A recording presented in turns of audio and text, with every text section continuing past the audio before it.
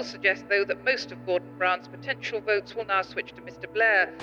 The Conservatives said the key to getting rid of child poverty. A statement from the IRA is expected this week. Police are linking last night's bombing to the one last week in Brixton, which totally bamboozled by the year 00, that is 2000. The heroes caused quite a stir on the continent. Ministry of Defence officials are acutely aware that RAF pilots could be shot down over Serbia.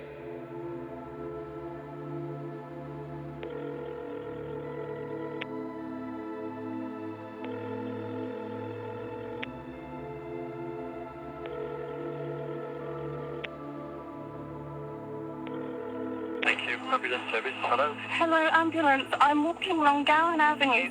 It looks like there's somebody collapsed. She's collapsed. There's a lot of blood. You just approach and check out the lady's breathing. She doesn't look as if she's breathing. She's got blood coming from her nose. Her arms are blue. I just need to find out if she's breathing. Is the lady's chest going up and down? Oh my God, no, I don't think she's alive. Confidentially, it looks like it's Jill Dando.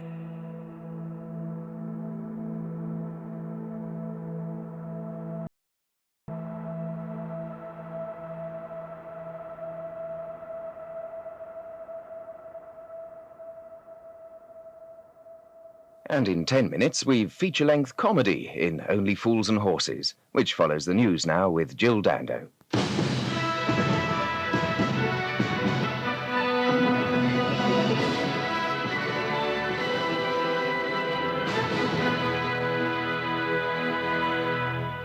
Good evening.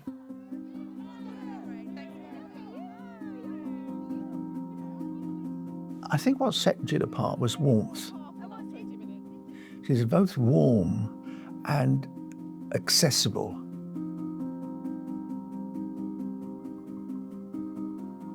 Some television presenters can be rather cold, but one of the things Jill had was an immediate connection with the camera and the audience.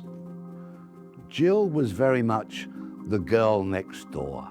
Everybody would have loved to have had her as a neighbour. She was generous of spirit, inquisitive, and likeable. This is all you got for a coat? It is. this was my mother's shawl. I've never worn it. She came across as that kind of character that would have been interested in us. She was the kind of woman that created the impression that should you be lucky enough to meet her, she would want to spend time with you and just have a natter. But I think one of the things that really mattered to Jill and to her popularity was that she was a down-to-earth West Country girl with a winning smile.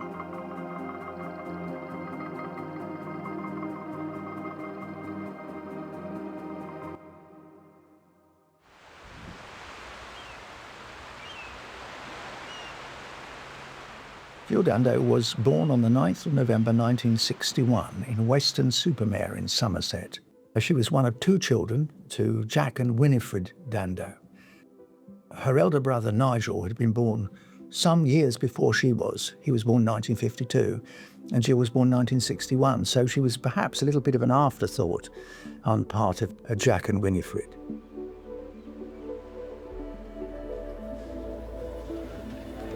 Jack, and indeed eventually her brother Nigel, both worked on the local paper, and her mother was a homebody. They were really quite devout Baptists, God-fearing, polite, eminently respectable people. Jill went to school in the local area, got 2 A-levels, but didn't decide to go to university. Instead, she went to study journalism at a local college and eventually got a job as a trainee at the paper that her father and brother worked on. And that was where she got her start.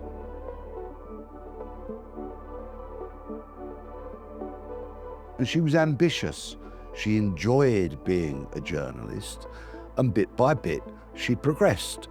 She joined the BBC, working on regional radio and regional television, delivering news bulletins, and gradually enhancing her reputation, increasing her skills, and becoming ever more popular. And that was the platform, the plank, that saw her transfer to London in 1988.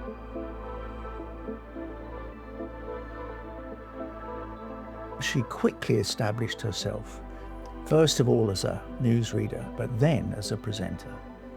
And in 1989, she joined BBC Breakfast, where she met a man who was probably the single most significant influence on her life, Bob Wheaton, who was the news editor of the BBC's Breakfast.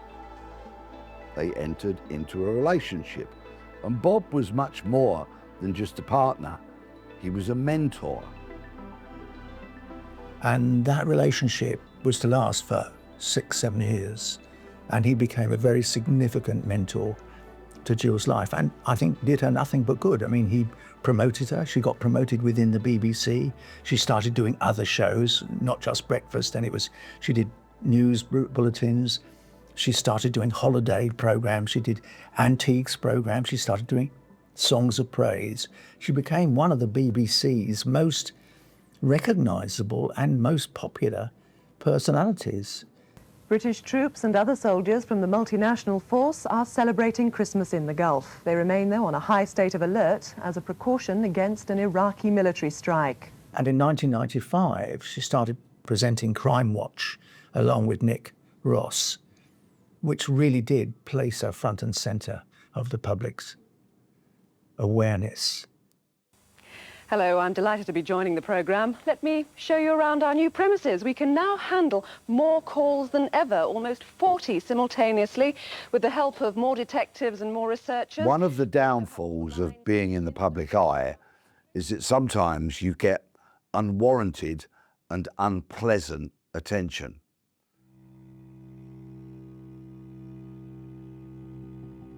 A lot of presenters, female presenters on television, get very strange letters. Some of them can be threatening.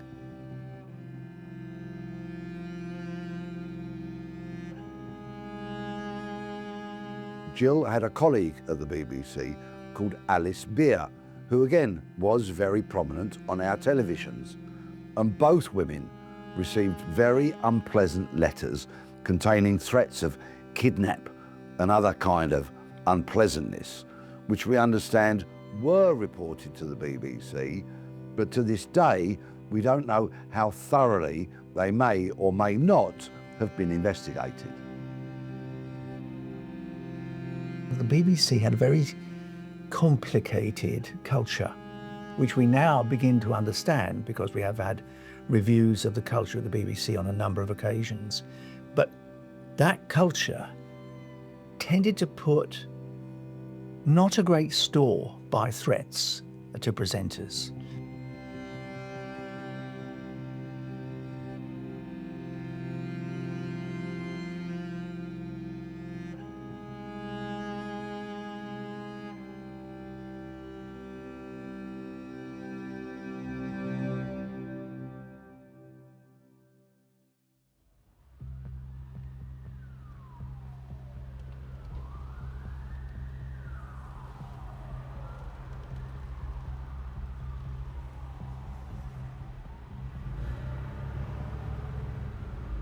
Monday the 26th of April 1999 was a typical spring day. There was nothing really to set it aside or to hint at what lay in store. At the time of Jill's death, she was in a very happy relationship with a doctor called Alan Farthing, and she spent a lot of time at his house. Indeed, she'd been living with Alan for some time.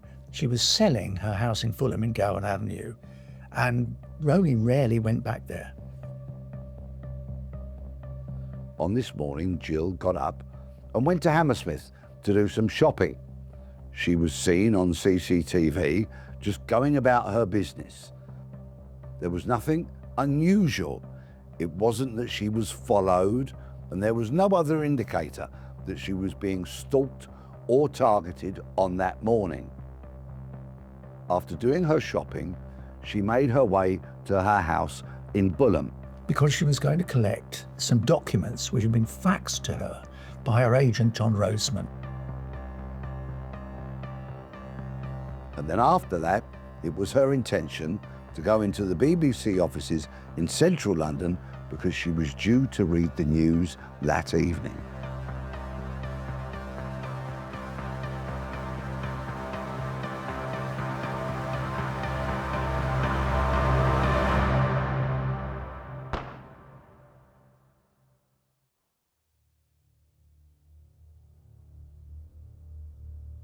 Hello, ambulance. I'm walking along Gowan Avenue. It looks like there's somebody collapsed. There's a lot of blood. Oh my God, I don't think she's alive. Right, okay. I'm sorry. Don't worry, I'm going to get some help there in a second. Good evening. A massive police hunt is underway tonight in West London for the killer of Jill Dando, who was murdered earlier today outside her terraced home in Fulham. Police said tonight she died from a single shot to the head. She was found slumped and bleeding in her porchway. The gun used to kill her was similar to this one. It was said to be pressed firmly against Miss Dando's head when it was fired.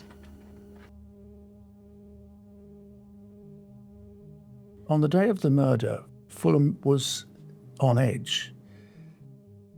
Her attack had been reported. I think she was actually shot at about 11:32. She wasn't reported injured until 14 minutes later. She was left lying unconscious in the area immediately outside her door, where neighbours found her.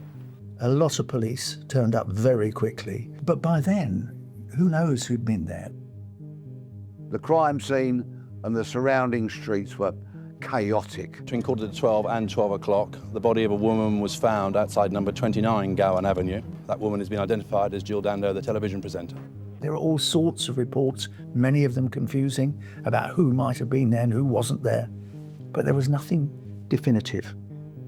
Amid the wave of revulsion and speculation, 7 hours after Jill Dando was murdered, the facts of the attack are sparse. And there was very, very little CCTV.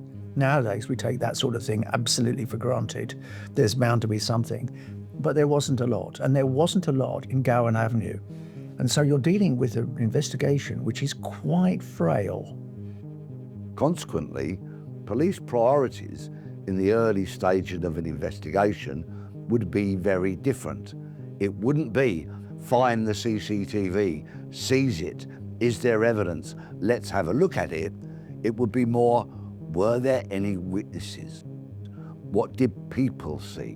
What did people hear? And so the investigation focused on that. Police are investigating every lead they get from the public. For now, though, the motive for killing one of Britain's favourite TV stars remains a complete mystery. Jill's own show, Crimewatch, did a huge reconstruction in an effort to try and encourage people to come forward to find those witnesses that hadn't spoken to the police. This is a sombre, and for me, a surreal Crimewatch UK. It got huge viewing numbers. For all of us here, it can be grueling coping with crimes against victims who are strangers. It's been almost unbearable dealing with Jill's death. Jill was the nation's darling, and people were massively interested in this ghastly crime. Jill Dando was much more than a colleague. She was everyone's friend. Crimewatch is poorer without her. But this programme was her passion. And now, as Jill helped others, we hope we can do the same for her.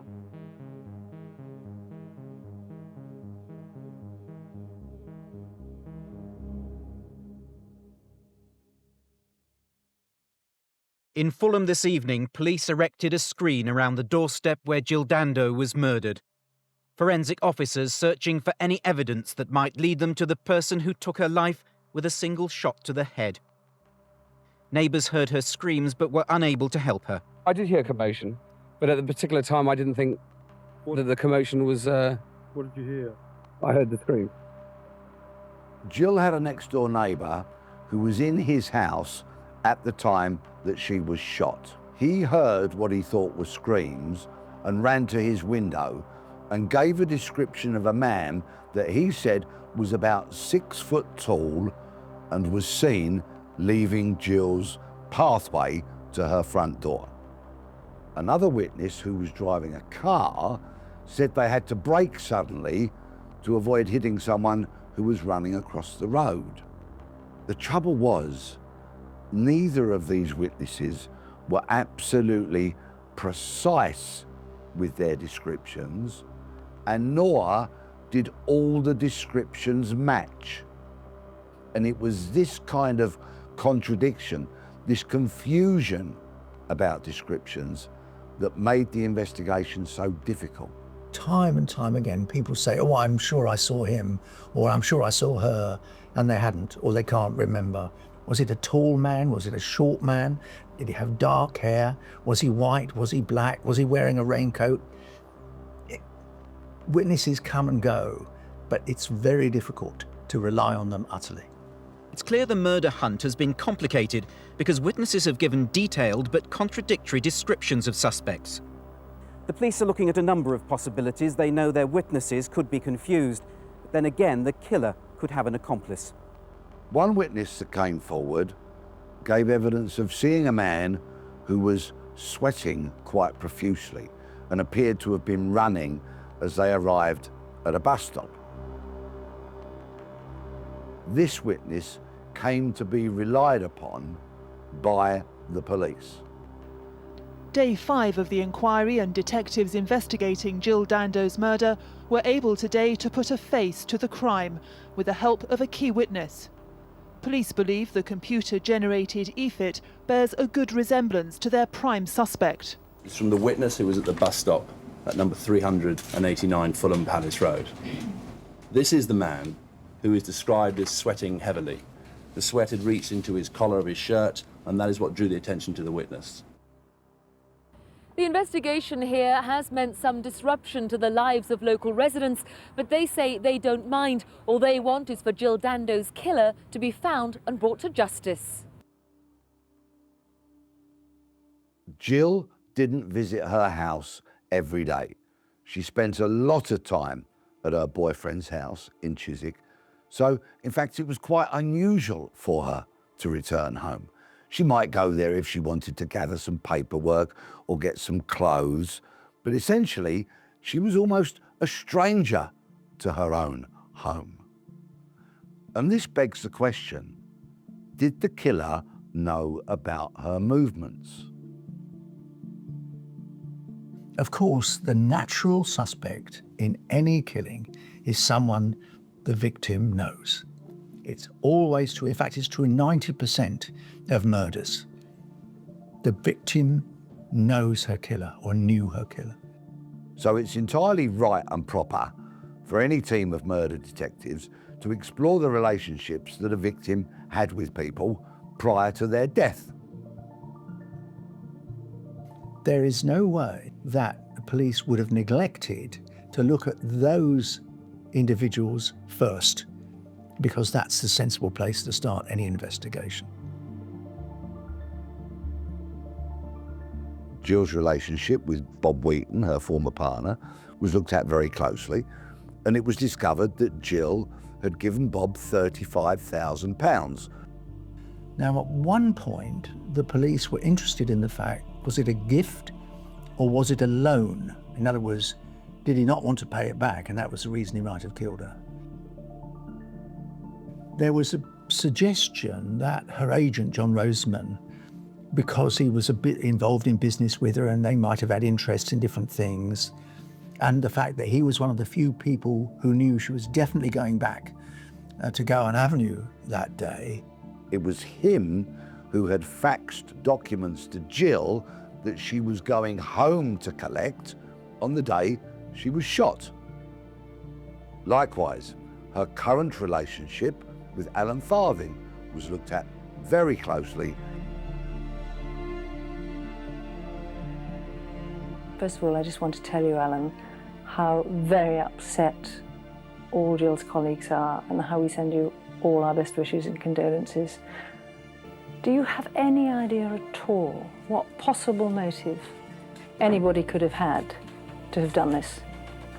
Just like everybody else around the country, I cannot think of a single reason why anybody would want to kill somebody for a start.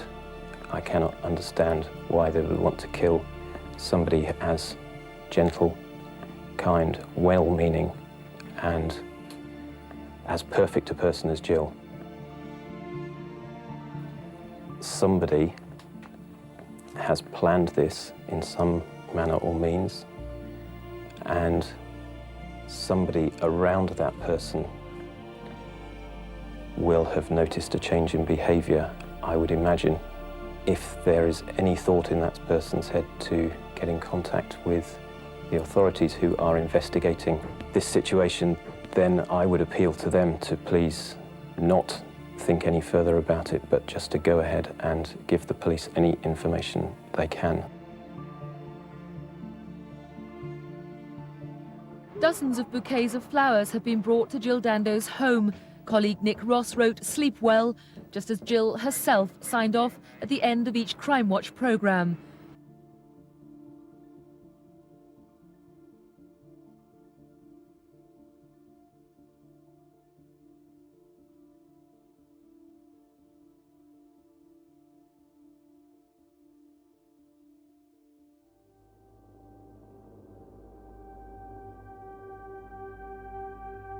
The Metropolitan Police say they're anxious to trace a man who was seen running away from the attack moments after it's believed to have happened.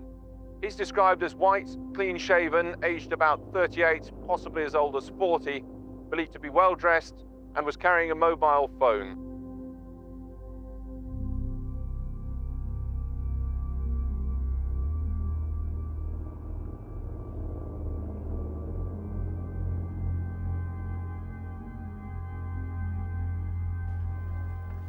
The scaffolding and tarpaulin that have shrouded Jill Dando's home since her murder were finally removed tonight. The forensic scientists have gleaned all they can from the doorstep where she was shot, but they're no nearer finding her killer. Today, Scotland Yard said a fresh team of senior detectives is to be appointed to look for new leads in the case.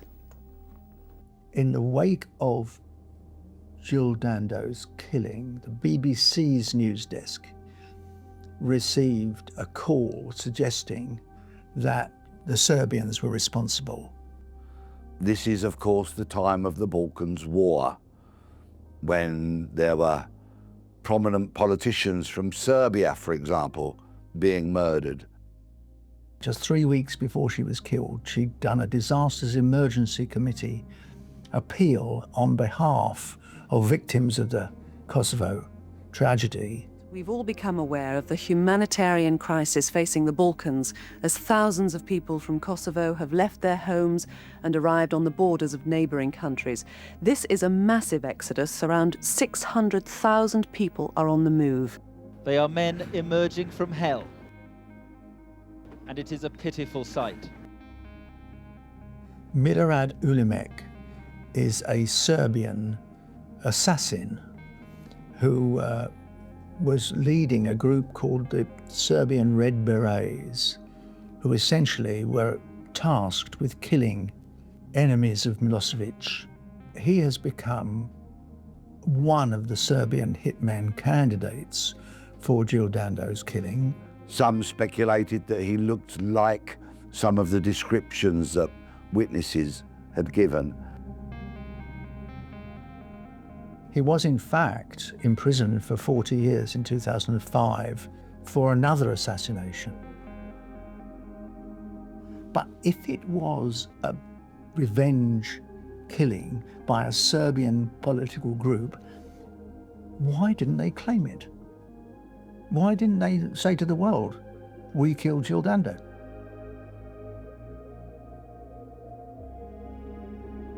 All manner of revenges were put forward because of her work on Crimewatch. Which, at the time, was a very useful tool for the police in finding witnesses and solving crimes.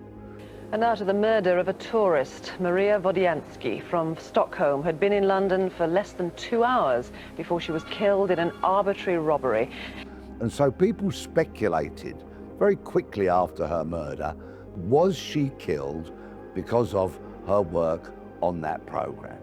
Britain's most important unsolved cases. Now live, you can help solve them. Crimewatch had helped to convict Kenneth Noy, a man best known for his killing on the M25, and a very dangerous man indeed. And one of the earliest conspiracy theories was that Noy had instructed a friend, a Spanish barman called Joe, to carry out a hit on Jill Dando in revenge for Noy's conviction. I have always thought that was far-fetched. It's usually someone you know or someone who knows someone you know. And I think that's one of the reasons that led the Metropolitan Police eventually to focus on a local stalker.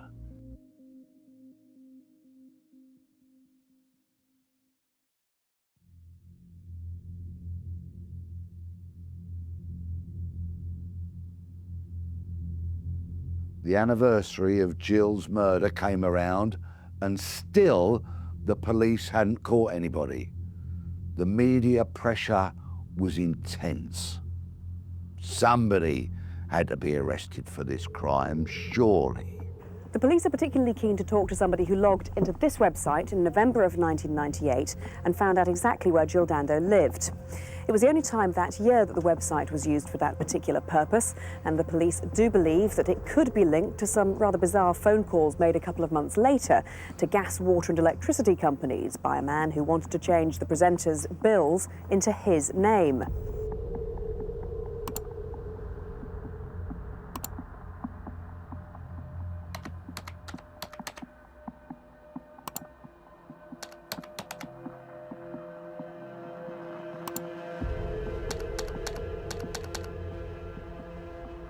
At the time of Jill's murder, there was a man who lived locally called Barry George. He was 39, and I'll be polite, he was a bit of an oddball. I guess the word is strange. People would say simple, but I would call him strange because simple implies that he wasn't intelligent, but in fact he was. He had some criminal convictions, one for a sexual assault, and was one of those people that you'd cross the street to avoid. He was a bit of a fantasist. At one time he declared himself a national karate champion, using the name Paul Gadd, the real name of Gary Glitter. Then he was a roller skating stuntman under the name Steve Majors, derived from the American TV series The $6 Million Man. And then he was a cousin of the lead singer of the pop group Queen. The police started to focus on Barry George because he had a reputation in the area. He was a stalker, he had learning difficulties, he was certainly known to have a fascination with TV personalities, and he had a fascination with stalking women. I mean, he had a record of offences against women, sexual assault and other kinds. It was that connection that led the police eventually to concentrate their main resources on Barry George.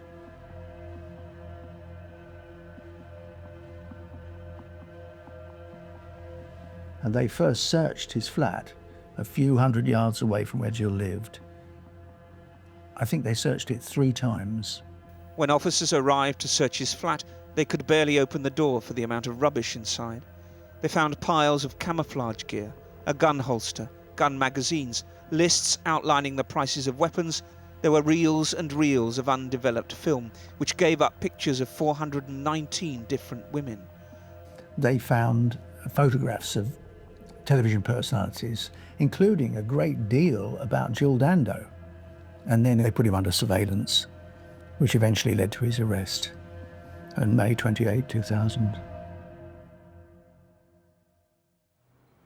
After 4 days of questioning at Hammersmith Police Station in West London, the self-styled Barry Bulsara was charged with murder under his original name of Barry Michael George. After weeks of legal argument, Barry George arrived at court for the first day of his trial. Also in court this morning, Miss Dando's fiancé, Alan Farthing, and her brother Nigel, who arrived to hear the opening statement. Prosecuting barrister Orlando Pownall told the court 2 neighbours had seen a man after the killing. He says that man was Barry George. At an ID parade, witness Susan Mays picked out Barry George as a man she saw loitering in Gowan Avenue on the morning Jill was shot. The evidence against Barry George was, it must be said, circumstantial, with one exception. Tiny specks of firearms residue dust found in Jill Dando's hair around the bullet wound. An identical particle of dust was discovered in a coat recovered from Barry George's flat. The police and the prosecution placed huge store on this piece of evidence. It was almost their golden nugget. George is being defended by Michael Mansfield QC. He's pleaded not guilty to murder. The jury clearly were influenced by the fact that this small amount of gunshot residue, which had been discovered in his pocket or had been said to be discovered in his pocket, was conclusive. Addressing Barry George, Mr. Justice Gage said, "The jury has found that you shot Jill Dando. On the evidence, it cannot be said to be a spur-of-the-moment killing. On the contrary, there can be no doubt it was premeditated and involved some planning. Why you did it may never be known." We all hope that the trial will act as some kind of milestone for each of us in coming to terms with the enormous loss of Jill. I believe that it is worth emphasizing that we are not here because of a misguided individual who so cruelly took someone's life. But the real reason we are here is because we have all lost an extraordinary person who we all deeply admired and loved. Nothing could be proved against Barry except that he's vulnerable. We want this conviction overturned and Barry's liberty restored. He is innocent, and it must never become acceptable practice to lock away an innocent person because you can't find the person who's guilty.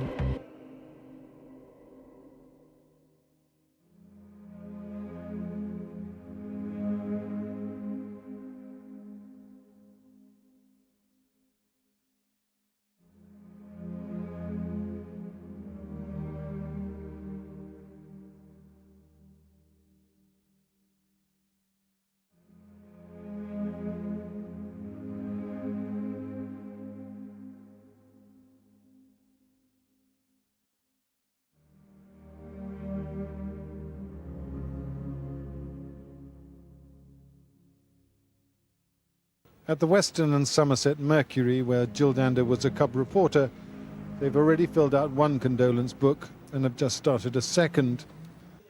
There are resonances here of the public response to Princess Diana's death.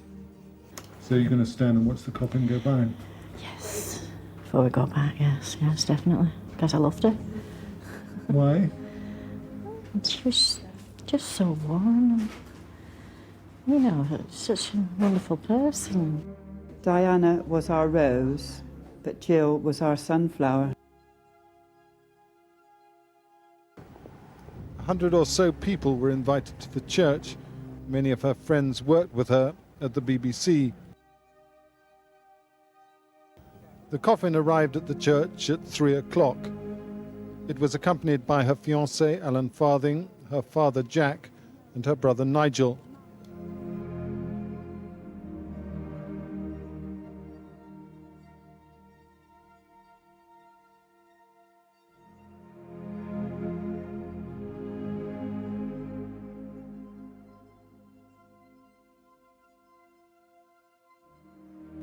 The address was given by the Reverend Roger Collins, who knew Jill when she was growing up. Life was entering a new, exciting, fulfilling age. Until that fateful moment, Monday the 26th of April. Jill, the beautiful girl next door, known to every family in the country, was shot dead. And then everyone was asking the question, why?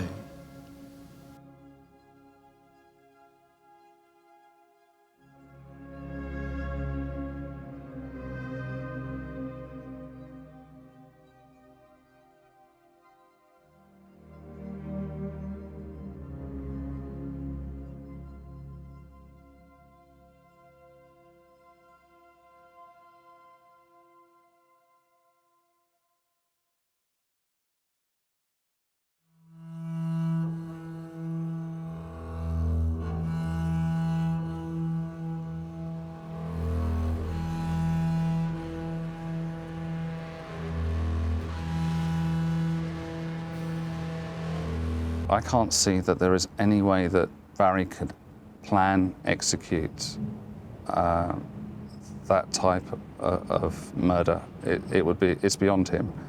And to leave no forensic evidence, he's too disorganised. It's just not possible. After he'd served the best part of 8 years in jail, the Court of Appeal decided to look at the case again and decided he should be retried.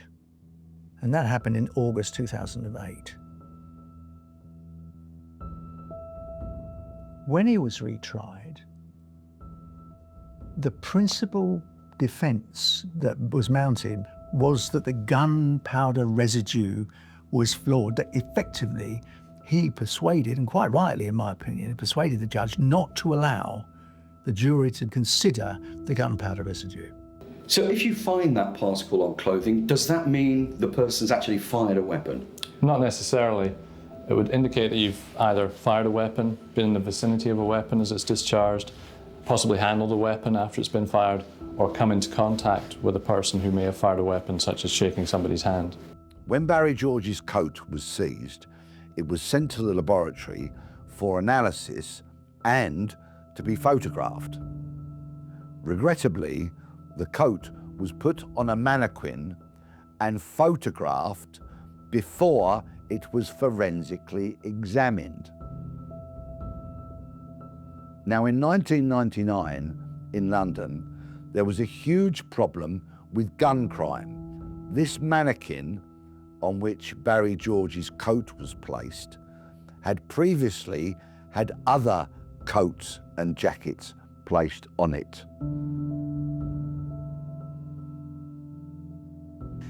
It's entirely arguable that that gunpowder residue that was found on Barry George's clothing, in Barry George's pocket, might have been transferred there in the crime lab or at another point. The judges were clear the original jury were misled, that it was impossible to know what weight, if any, they'd attached to the FDR evidence. However, it was equally impossible to determine whether they'd have convicted Mr. George if they'd known, as the judges learnt during this appeal, that the particle could just as likely have come from another source as from the gun that killed Jill Dando. What should have happened is that the coat should have been forensically examined first and then put on a mannequin. Janet Herbert was on that jury. She admits that for her, the firearms evidence was crucial. Personally, I felt that without that residue, the rest of the evidence was really, it just didn't stand up. As soon as you take the gunpowder residue away, you have a very circumstantial case. It was a thin case, let's be honest. Barry George arrived at the High Court to hear the result of his appeal against his life sentence. And the jury found Barry George not guilty.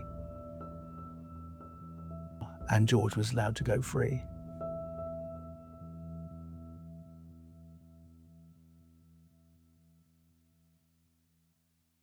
We're disappointed at today's verdict, but we're especially disappointed for Jill's family and friends. However, we accept and respect the decision of the court this afternoon. I think the Metropolitan Police were upset at Barry George's acquittal. But I think they knew that by 2008, the trail had gone pretty cold. They might have had new forensic techniques at that point, but there was so little forensic evidence at the scene. Jill was so staggeringly famous and hugely popular that many paramedics rushed to the scene. Members of the public, neighbours, people who really had no reason to be on Jill's pathway or near her front door, all managed to get there.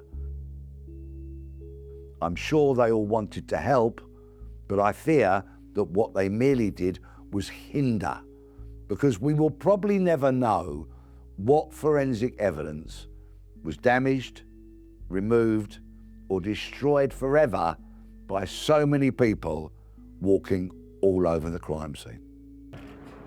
The investigation into her murder was complex, it was thorough, and it was professional. In my opinion, the biggest problem with the entire investigation is that they were searching for proof and not truth. They had a theory, they had a suspect, and they were determined to prove it. It's going to be very, very difficult to find someone now to pursue for the killing, because all the evidence is tarnished, including the weapon. Everybody seems to know pretty much where Jill's fiancé, Alan Farthing, was, pretty much where Wheaton, her ex-lover, was, pretty much where her agent John Roseman was. They knew broadly. There were, specific sightings, so to speak. And it's difficult to go back 26 years and say, well, you were there, weren't you? Not without somebody confessing.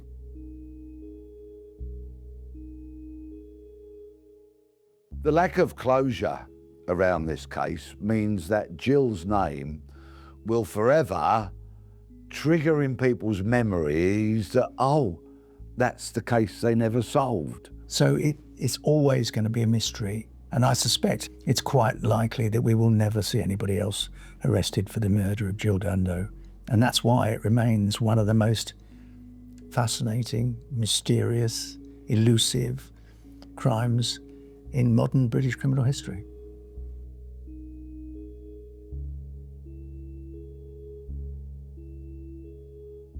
She was the nation's darling. She was so loved. And to think that no one is currently in jail for that crime is, quite frankly, heartbreaking and outrageous. I know that Jill's brother has said that she just happened to be in the wrong place at the wrong time.